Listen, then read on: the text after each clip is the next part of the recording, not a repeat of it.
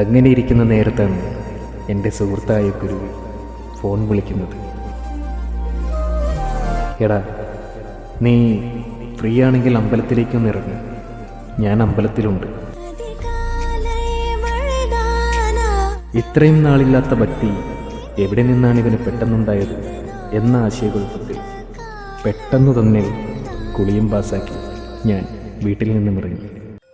അങ്ങനെ അമ്പലത്തിലെത്തിയ ശേഷം ബൈക്കും സ്റ്റാൻഡിൽ വെച്ച് ചെരുപ്പും ബൈക്കിനരികിൽ ഊരിയിട്ടുകൊണ്ട് അമ്പലത്തെ ലക്ഷ്യം വെച്ച് നടന്നു തുടങ്ങി. മുന്നോട്ട് നടന്നു നീങ്ങുന്തോറും ഭക്തിസാന്ദ്രമായ ഗാനങ്ങൾ എൻ്റെ ചെവിയിൽ മുഴങ്ങുന്നുണ്ടായിരുന്നു.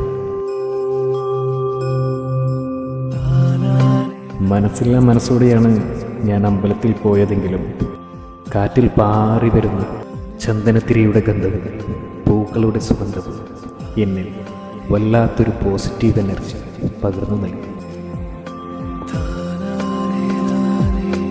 ദീപാരാധന കഴിഞ്ഞ് നട തുറന്നിരിക്കുന്നു. കത്തിയെരിയുന്ന കർപ്പൂരത്തിൻ്റെ സുഗന്ധത്താലും നിരവധി ദീപങ്ങളുടെ ശോഭയിലും ഞാൻ പോലും അറിയാതെ ആ വിഗ്രഹത്തെ കൈകൂപ്പി പ്രാർത്ഥനയിൽ മുഴുകിപ്പോയിരുന്നു.